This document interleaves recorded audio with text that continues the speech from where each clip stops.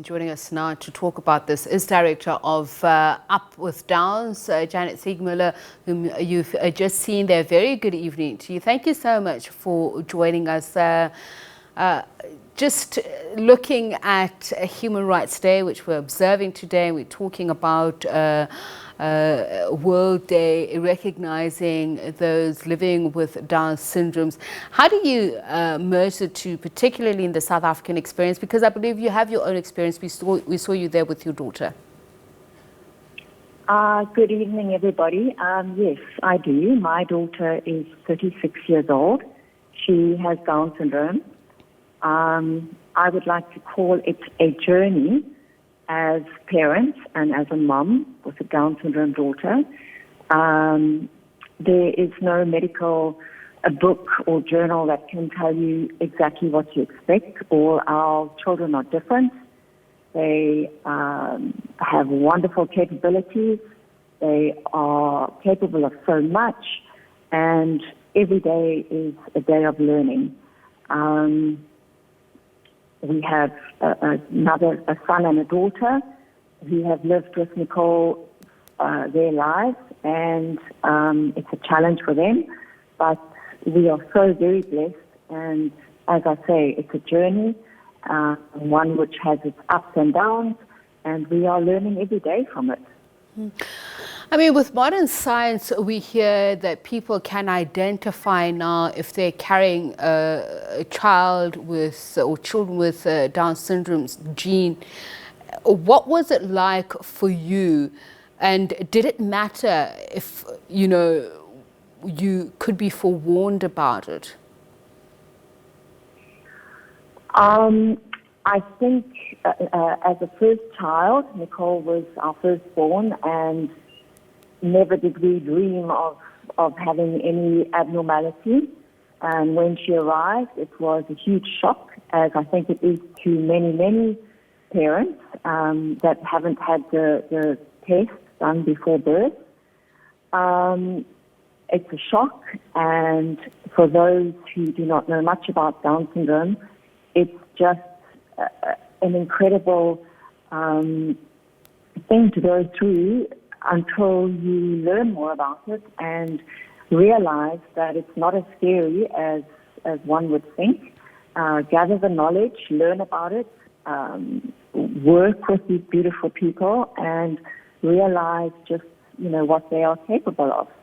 So, yes, there's a process that everybody goes through, and eventually one can understand what a blessing they truly are.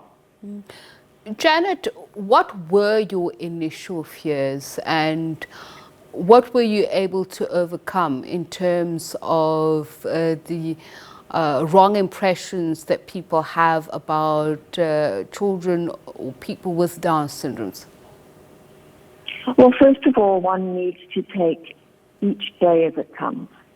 You cannot, when you have a Down syndrome baby, think about, are they going to go to school? Are they going to go to university? Are they going to get married? Don't even think like that. One needs to take each day as it comes. There are medical implications sometimes. 80% of Down syndrome babies are born with a heart defect, so many of them have to undergo open heart surgery, which is very traumatic, both for them and for the families.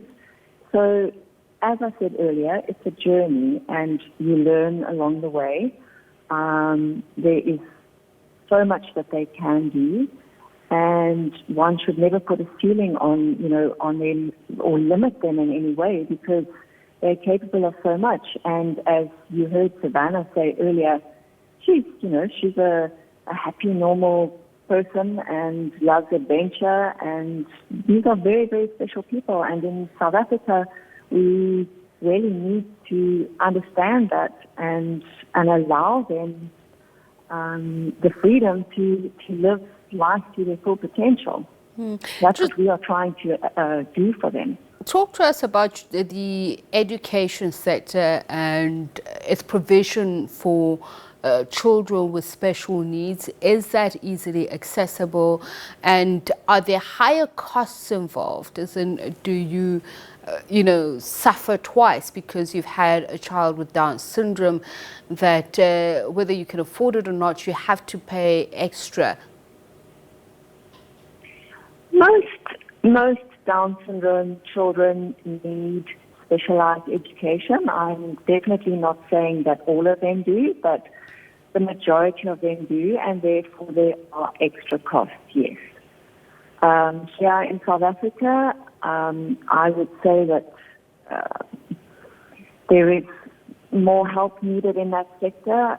We are trying to educate the communities to bring their children with special needs forward so that we can help them and help them to grow into, adults that can live a fulfilling life. It is difficult in South Africa. The funding is not here like it is in the rest of the world. And a shortfall, very much so, is when they reach their teenage years. So many of the government facilities will take care of these children until their teenage years, but after that, there's absolutely nothing available. The waiting lists are terrible. So yes, changes needed to be made in South Africa to cater for these people, for sure.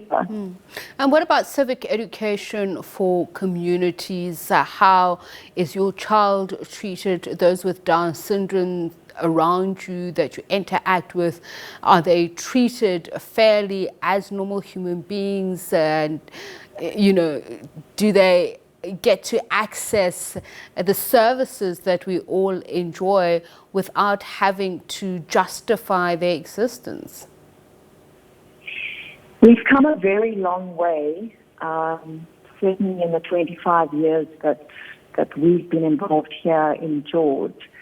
The community awareness has certainly improved. We are out there daily in our school buses with our logos. We are proud of our learners. We love to take them out into the community and educate the local community about these people. I think that was sadly lacking in years gone by. But yes, we are much more accepted now. And if you see somebody staring at one of our learners with Down syndrome, we would approach that person and say, hi, would you like to say hello, rather than ignoring them and walking away. So I think community awareness has improved a lot, but we still have a long way to go. Here in George, our local businesses and our local community have really been wonderful, but it's through us educating them, and exposing the children instead of locking them away in institutions, which is what happened in South Africa previously.